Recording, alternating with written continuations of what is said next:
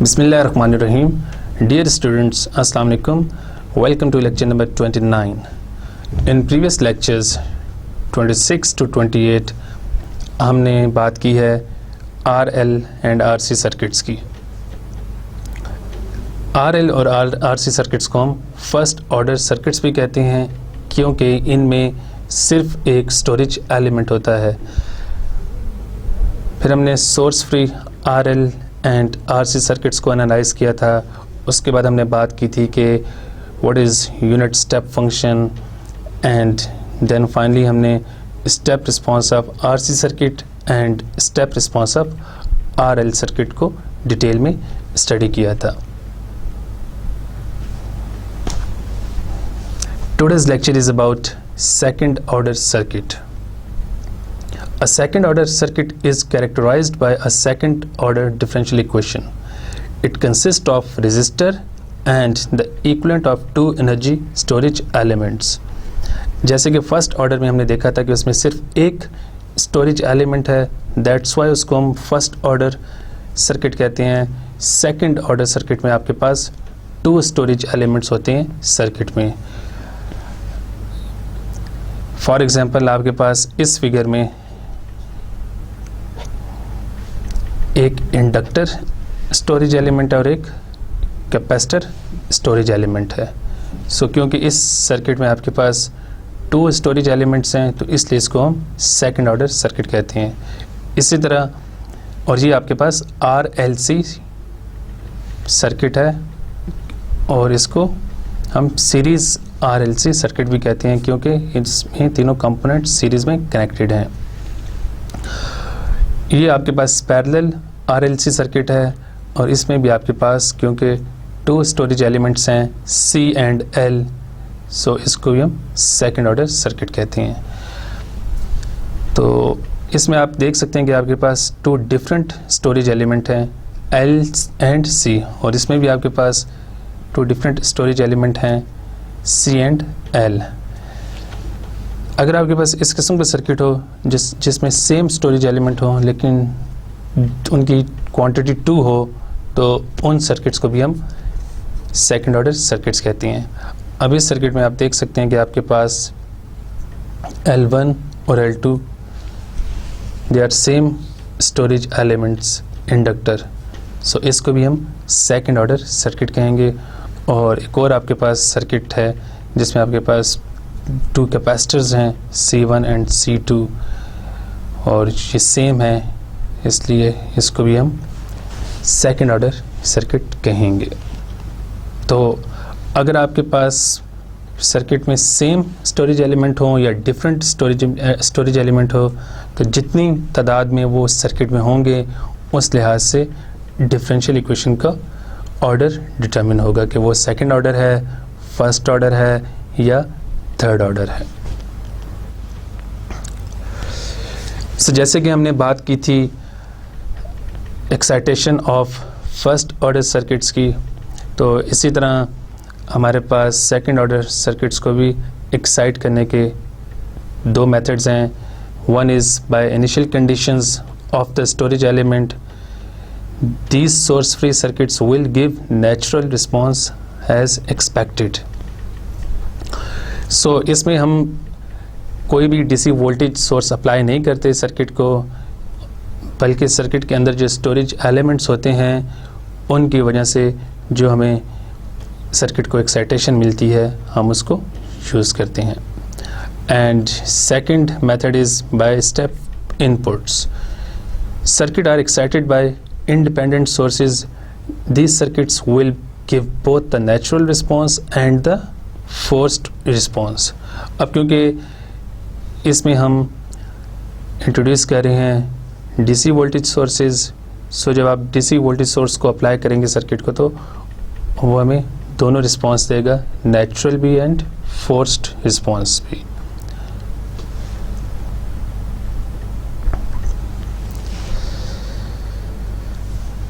Finding initial and final values.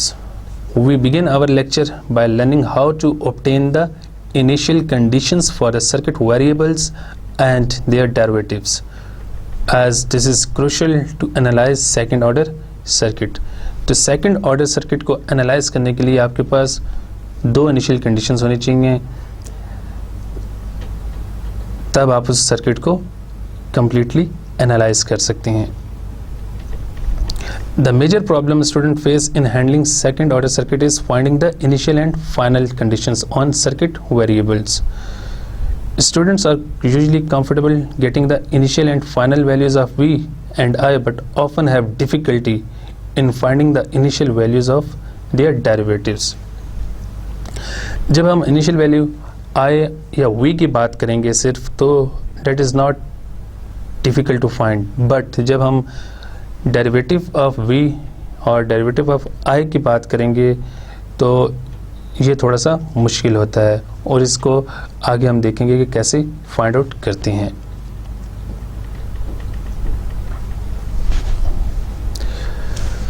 There are two key points to keep in mind in determining the initial conditions. First one is,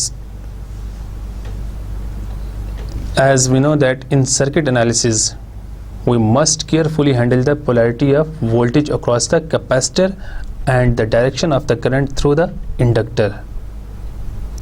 और हमने ये भी देखा था कि V और I को हम डिफाइन करते हैं according to the passive sign convention. So one should carefully observe how these are defined and apply them accordingly. So it is very important to know the polarity of the voltage across the capacitor and the direction of the current through the inductor. And second thing is that one should keep in mind that the capacitor voltage is always continuous. ये हम पहले भी बात कर चुके हैं कि capacitor के क्रॉस जो वोल्टेज होती है that cannot change abruptly. So हम लिख सकते हैं V of 0 plus is equal to V of 0 minus. और इसी तरह हमने देखा था कि the inductor current is always continuous. So हम लिख सकते हैं I of 0 plus is equal to I of 0 minus, where T is equal to 0 minus denotes the time just before a switching event, and T is equal to 0 plus is the time just after the switching event. For example, अगर आपके पास this is time 0, तो इस time 0 से पहले ये time आपके पास 0 negative होगा, और इस टाइम 0 के बाद ये टाइम आपके पास 0 पॉजिटिव होगा. तो ये ऑलमोस्ट सेम होते हैं, जस्ट इसमें थोड़े से टाइम का डिफरेंस होता है. So in finding initial conditions, we first focus on those variables that cannot change abruptly. So वो कौन से variables हैं? वो एक तो voltage है across the capacitor, and the other variable is the current through the inductor.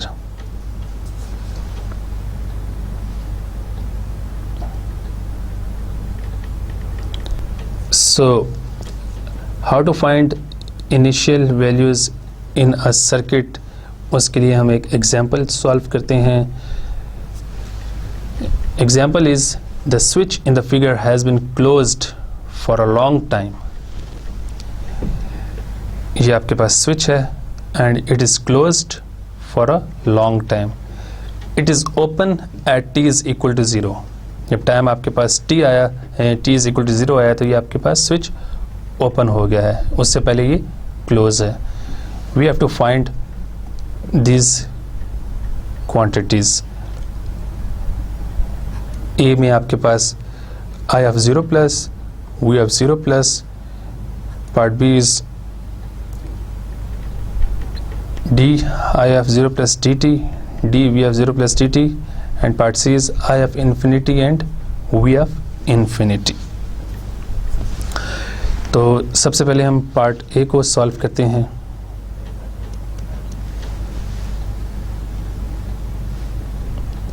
अगर जैसे कि गिवन है कि switch has been closed for a long time.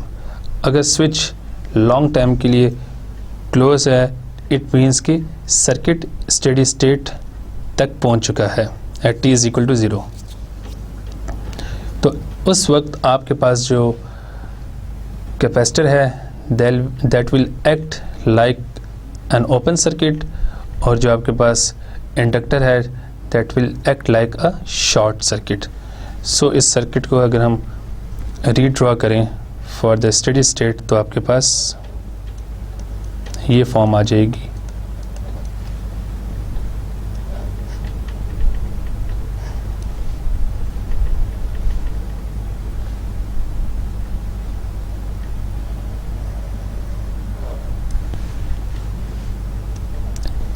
This is 4 ohm resistor, this is current I,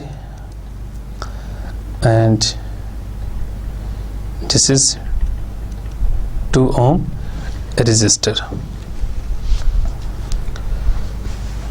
और आपके पास यहाँ पे इंडक्टर था जो कि शॉर्ट हो गया है, और यहाँ पे आपके पास कैपेसिटर था जो कि ओपन हो गया है।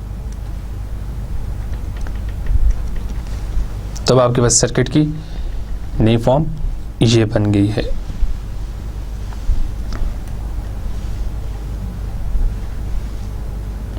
So we can write that at t is equal to 0 minus, क्योंकि हम बात कर रहे हैं कि इस टाइम पे स्विच क्लोज्ड है और t इज इक्वल टू 0 से पहले के टाइम की हम बात कर रहे हैं, इसलिए इसको मैंने लिख दिया है कि at t is equal to 0 minus आपके पास जो करंट होगा I, this current that will be equal to, simply आप इस सर्किट पे ओम्स लॉ अप्लाई कर दें तो ये दोनों रजिस्टर आपके पास सीरीज़ में हैं, 4 ओम एंड 2 ओम, और ये आपके पास 12 वोल्ट की एक बैटरी है। तो आपके पास I ऑफ 0 माइनस आ जाएगा 12 डिवाइडेड बाय 4 प्लस 2, और इसको जब आप सिंप्लीफाई करेंगे तो आपके पास I ऑफ 0 माइनस की वैल्यू आ जाएगी 2 एम्पियर्स। और अब हम V of 0 minus find out करते हैं। So V is the voltage across the capacitor. So हमें करंट I मिल चुका है which is 2 ampere, and this voltage V is actually the voltage across 2 ohm resistor in this case. So हम इसको लिख सकते हैं कि I ओम्स लॉ अप्लाई करते हैं, V is equal to I R होता है, तो this current I into 2 ohm. जब आप इसको सिंप्लीफाई करेंगे तो आपके पास ये आ जाएगा, I की वैल्यू हम 2 पुट करते हैं तो 2 2 4 वोल्ट। तो I ऑफ 0 माइनस आपके पास ये आ गया है, और V ऑफ 0 माइनस आपके पास इसके इक्वल आ गया है। And we know that the inductor current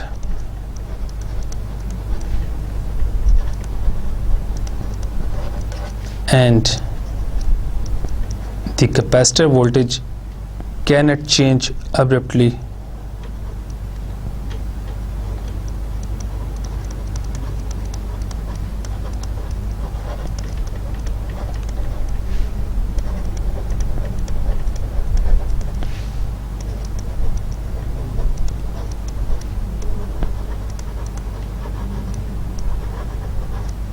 so that we can write I of 0 plus is equal to I of 0 minus is equal to 2 amperes, and V of 0 plus is equal to V of 0 minus, and that is equal to 4 volts.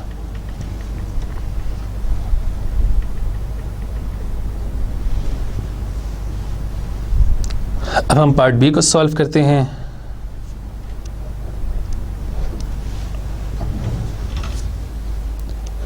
तो अब हम बात करते हैं at time t is equal to 0 plus पे circuit कैसे behave करेगा। So क्योंकि जो स्विच है वो time t is equal to 0 पे ओपन हो जाएगा and this time t is equal to 0 plus is the time after t is equal to 0। So इस वक्त आपके पास स्विच ओपन है। तो जब आपके पास स्विच ओपन होगा तो आपके पास सर्किट की नई फॉर्म क्या बनेगी, आइए वो ड्रॉ करते हैं।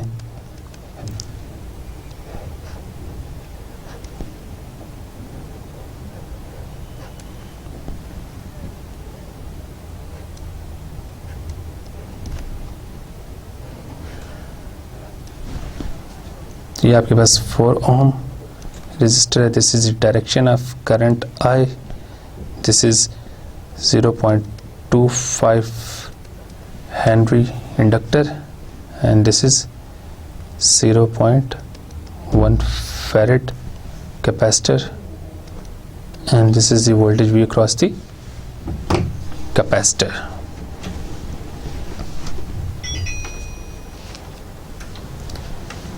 सो इस केस में भी आपके पास current through the capacitor is equal to IF0 plus, क्योंकि अब इस केस में आपके पास रेजिस्टर, इंडक्टर और कैपेसिटर तीनों सीरीज़ में है और सीरीज़ में हमें पता है कि करंट सेम होता है। तो हम इसको लिख सकते हैं कि capacitor current is equal to IF0 plus and it is equal to 2 amperes,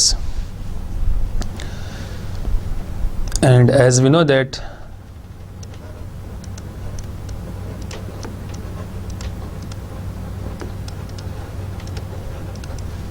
C dV by dt is equal to IC, so this implies dV by dt is equal to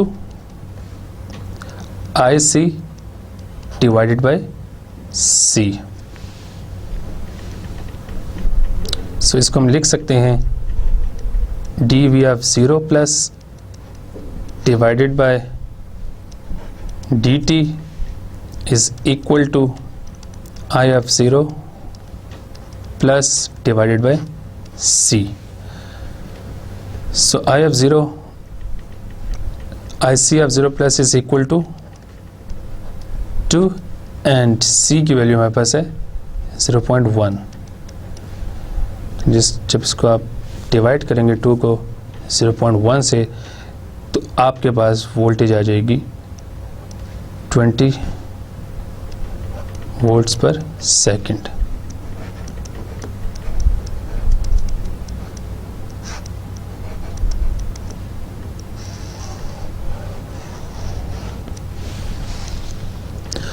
और इसी तरह हम जानते हैं कि L di by dt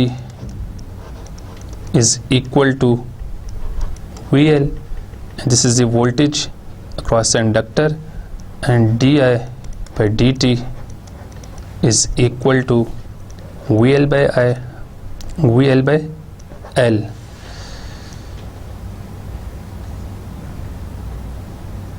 So now we can obtain VL by applying KVL to the loop। जो हमने circuit draw किया था सेकंड, जिसमें आपके पास सर्किट की फॉर्म भी आई थी, इसको मैं रीड्रॉ कर देता हूँ यहाँ पे।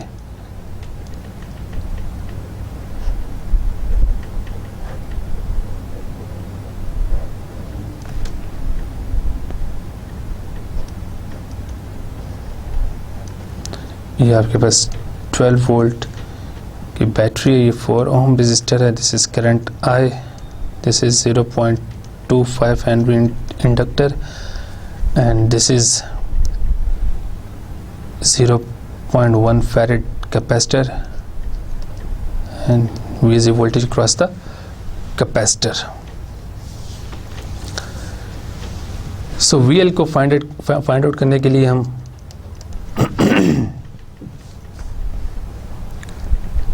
KVL अप्लाई कर देते हैं इस सर्किट पे। तो आपके पास यहाँ पे इक्वेशन बनेगी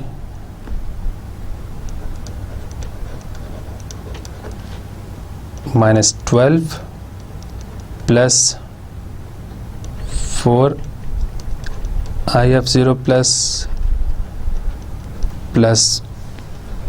VL of 0 plus VF 0 plus. This is the voltage source 12 volt, and this is the voltage across the resistor, this is the voltage across the inductor, and this is the voltage across the capacitor. So यहाँ से हम VL of 0 plus की value find out कर सकते हैं, which is equal to 12 minus, क्योंकि I of 0 की value हमारे पास 2 है तो ये 8 बन जाएगा, and minus V of 0 plus की वैल्यू हमारे पास 4 है, तो यहाँ पुट कर देते हैं। और इसको जब आप सिंप्लीफाई करेंगे तो आपके पास VL of 0 प्लस की वैल्यू आ जाएगी 0।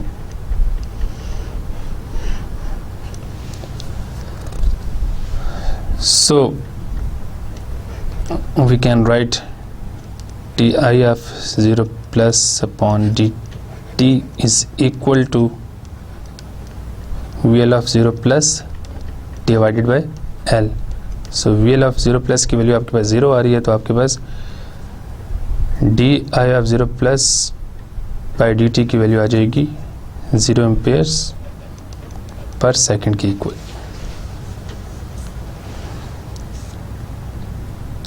अब हम बात करते हैं पार्ट सी की, फॉर टाइम ग्रेटर देन 0।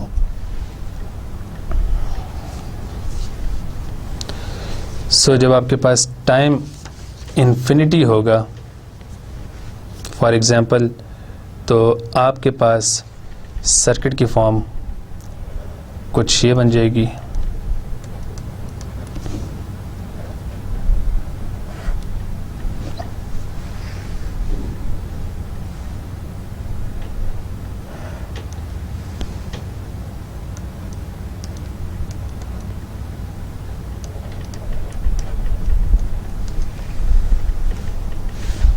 क्योंकि यहाँ पे आपके पास जो इंडक्टर था वो शॉर्ट हो गया है और स्विच आपके पास ओपन है, तो 2 ओम रेजिस्टर का इफेक्ट भी ख़त्म हो जाएगा और inductor will act like a open circuit.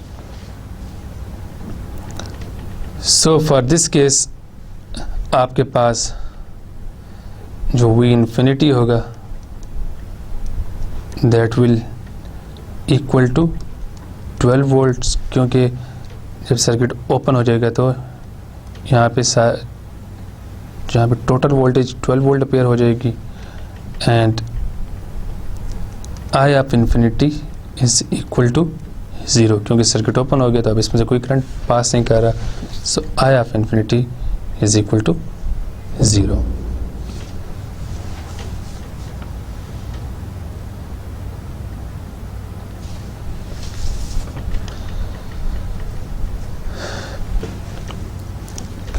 Initial conditions को अंडरस्टैंड करने के लिए हम एक और एग्जांपल सॉल्व करते हैं। In the circuit of following figure we have to calculate in part A IL of 0 plus VC of 0 plus VR of 0 plus. Part B में हमने DIL of 0 plus by dt, DVC of 0 plus by dt and DVR of 0 plus by dt find out करना है, और part C में हमने IL of infinity, VC of infinity and VR of infinity find out करना है। तो सबसे पहले हम पार्ट ए को सॉल्व करते हैं और हम टाइम इंटरवल लेते हैं t लेस देन 0, कि जब टाइम लेस देन 0 होगा तो उस वक्त सर्किट बिहेव कैसे कर रहा होगा। तो उस वक्त आपके पास जो सोर्स है ये वाला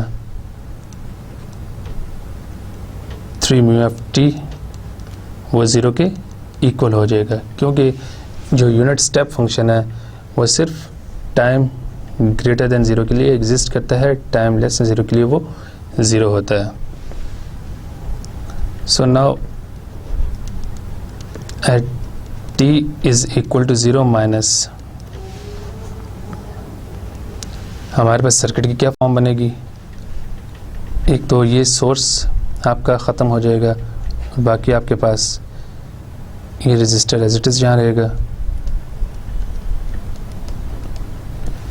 यहाँ पे भी आपके पास 4 ohm resistor as it is रहेगा, जबकि आपके पास ये जो वोल्टेज अक्रॉस द कैपेसिटर है ये ज़ीरो हो जाएगी, जबकि आपके पास जो कैपेसिटर है ये ओपन हो जाएगा।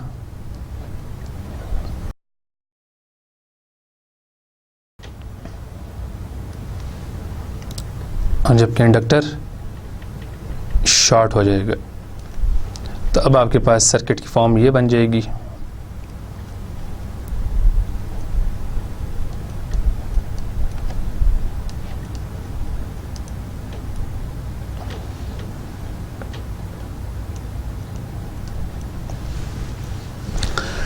So from this circuit we can write IL of 0 minus is equal to 0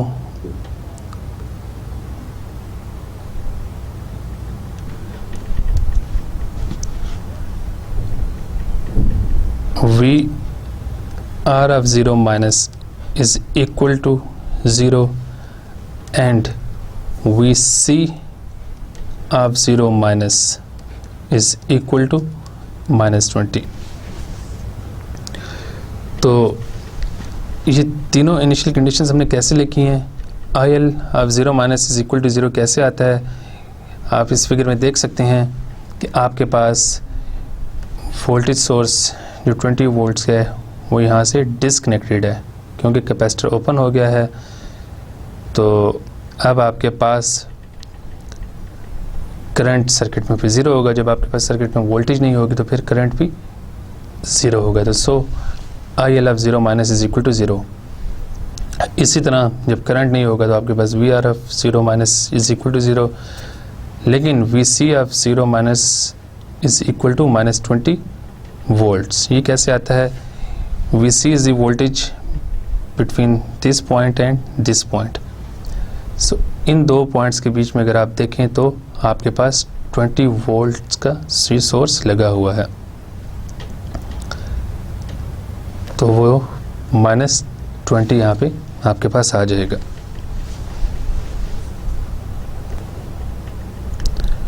और अगर इन्हीं क्वांटिटीज़ के हम डेरिवेटिव्स लें at t is equal to 0 minus, तो आपके पास वो भी सारे ज़ीरो के इक्वल आएंगे।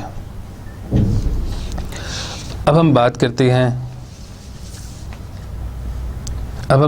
हैं for time t greater than 0। So at that time आपके पास जो सोर्स गिवन था 3 म्यू एफ टी, अब उसका इफेक्ट भी आएगा विच इज़ 3। तो अब इस केस में आपके पास सर्किट की नई फॉर्म ये बन जाएगी। ये आपके पास सोर्स होगा,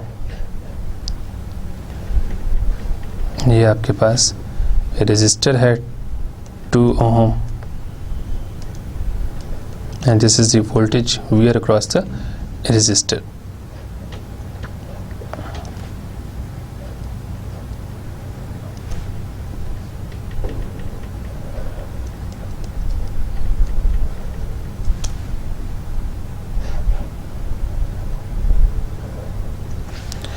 और ये आपके पास 4 ओम का रेजिस्टर है, ये आपके पास हाफ फैरेड का कैपेसिटर है and this is the voltage VC across the capacitor and this is the current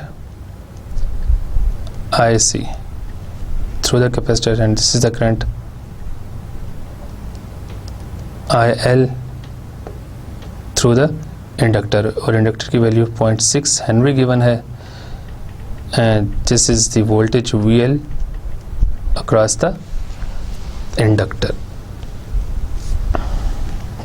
And as we know that the inductor current and the capacitor voltage cannot change abruptly, so we can write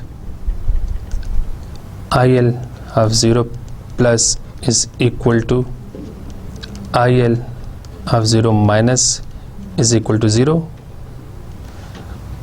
and VC of 0 plus is equal to VC of 0 minus, ये भी 0, ये -20 के equal है. अब circuit को further analyse करने के लिए, suppose this is the voltage V naught across the resistor, and this is node A, and suppose this is node B. So जब हम KCL अप्लाई करेंगे at node A,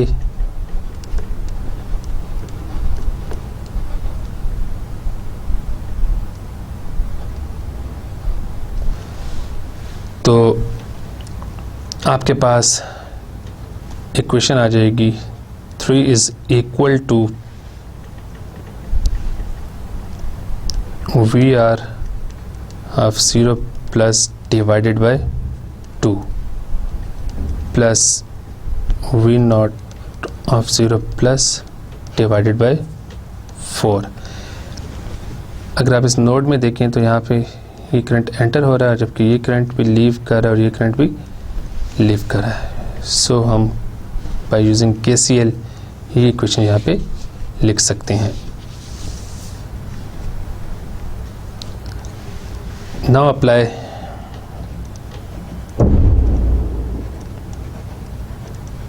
KVL to middle mash.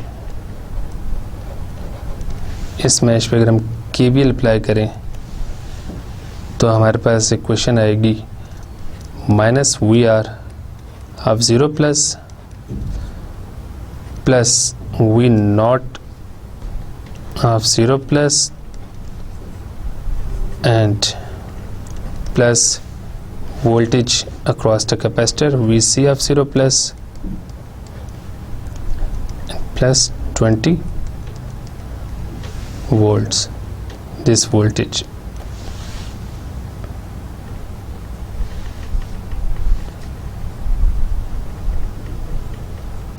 So अब आपके पास एक equation ये आ गई है. Suppose इसको मैं equation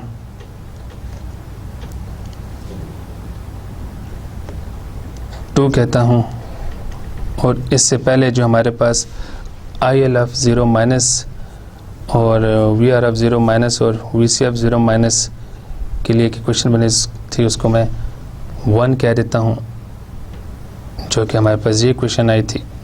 this is suppose equation 1, this is equation 2, this is equation 3 and this is equation 4.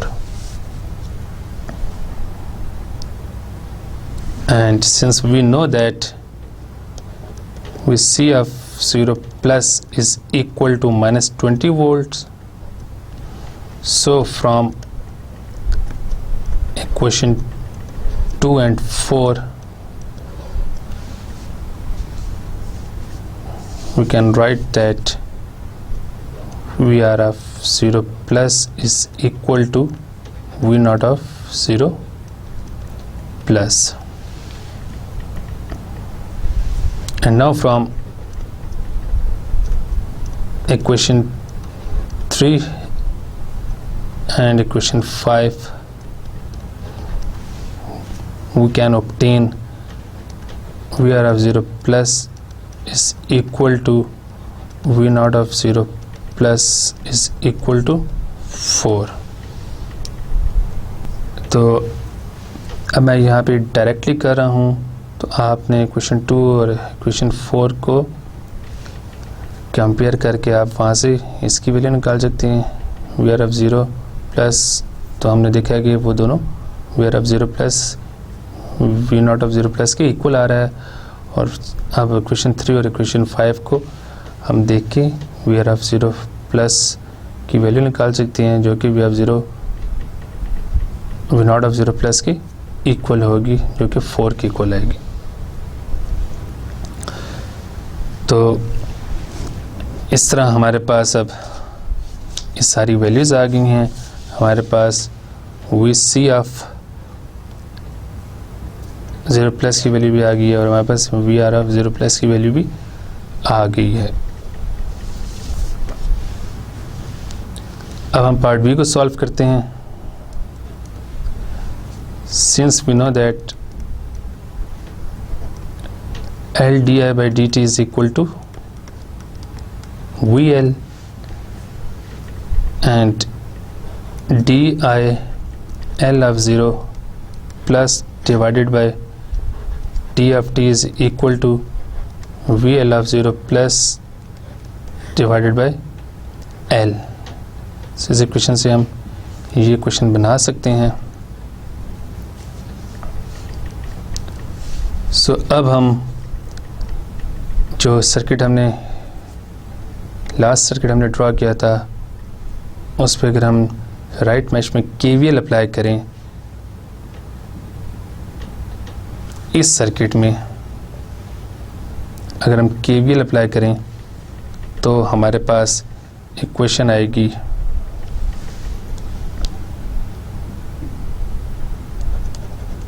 मैं यहाँ लिख देता हूँ by KVL to the right mesh. So हमारे पास यहाँ पे इक्वेशन आ जाएगी v L of 0 plus is equal to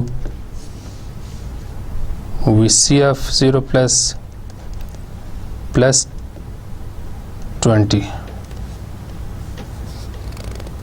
और ये आपके पास जब आप इसमें वी सी ऑफ 0 प्लस की वैल्यू पुट करेंगे तो वो आपके पास -20 की इक्वल है, तो ये दोनों कैंसिल हो जाएंगे। तो आपके पास वी एल ऑफ 0 प्लस की वैल्यू आ जाएगी 0 वोल्ट्स के equal. So we can write DIL of 0 plus divided by dt is equal to 0.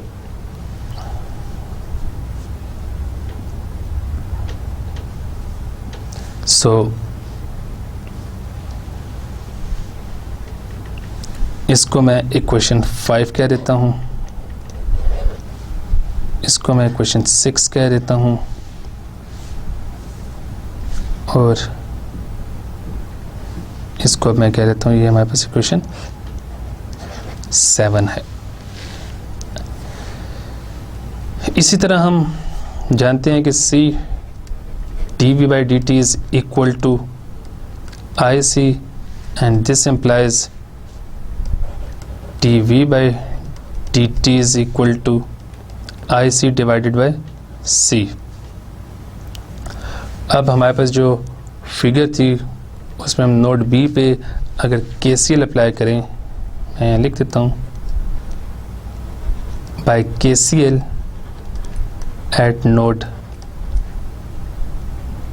B.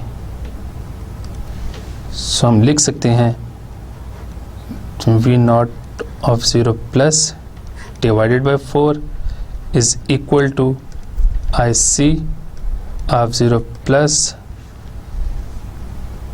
And plus IL of 0 plus. तो ये आप फिगर को देख के ये क्वेश्चन ईजली लिख सकते हैं। So this is equation number 8 and since we know that V naught of 0 plus is equal to 4 and IL of 0 plus is equal to 0. Therefore, we can write IC of 0 plus is equal to 4 divided by 4 is equal to 1.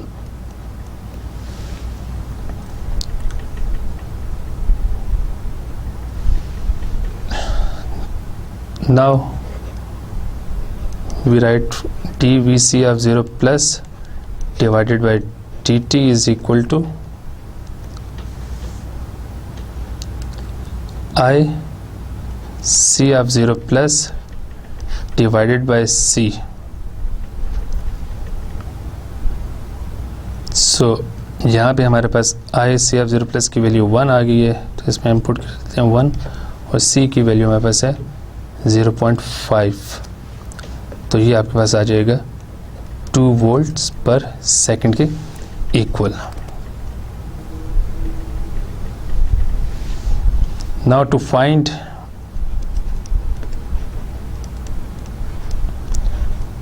dVr of 0 plus by dt,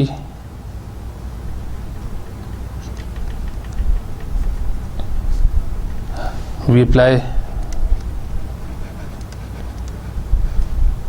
KCL to node A. तो हमारे पास equation आ जाएगी 3 is equal to V R by 2 plus V not by 4.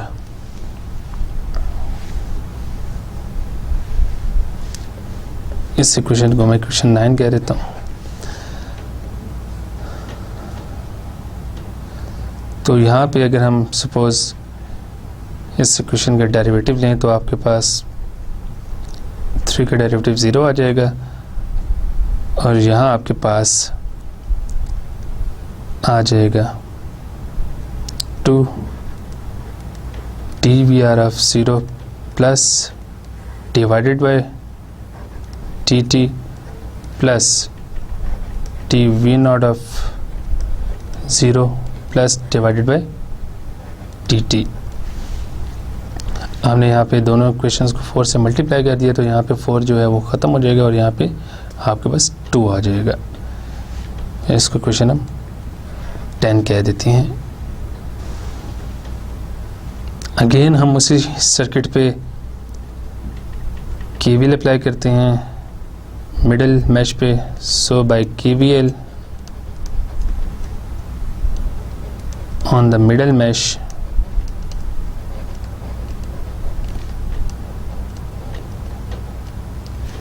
we can write minus V R plus VC plus 20 plus V naught is equal to 0.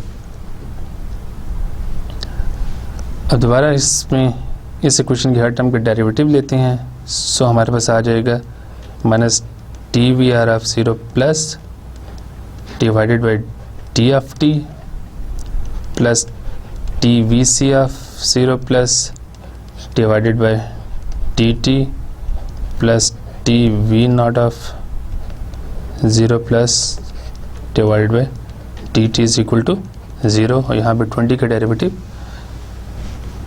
0 होगा क्योंकि 20 constant है.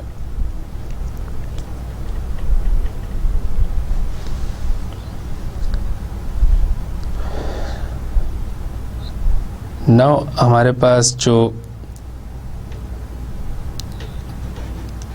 dVc of 0 plus divided by dt की value 2 हमने पहले find out की थी, तो इस वैल्यू को हम यहाँ पुट करते हैं तो हमारे पास इक्वेशन आ जाएगी dVr of 0 plus divided by dt is equal to 2 plus dV naught of 0 plus divided by dt. 6 को इक्वेशन 11 में कह देता हूँ. So now from Equation 10 and equation 11, we can get dVr of 0 plus divided by d of t, and it is equal to 2 by 3 volt per second.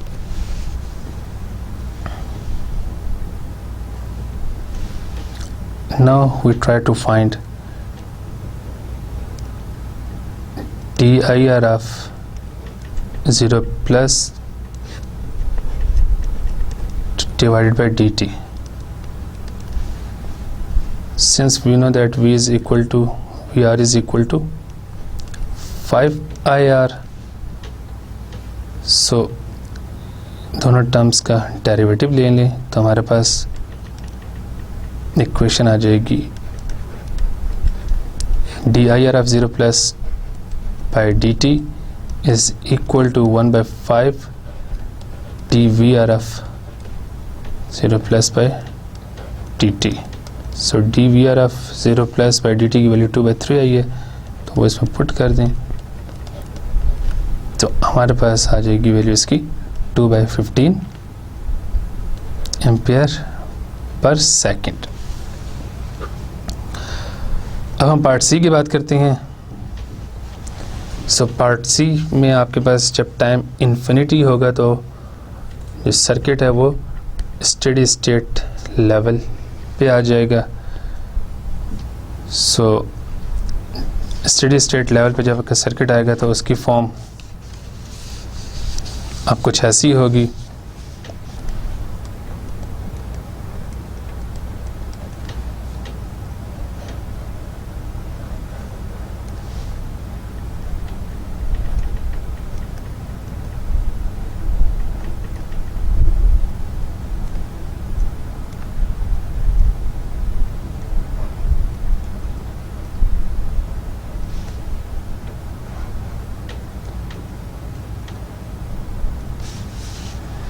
ये 2 ohm resistor है, ये 4 ohm resistor है।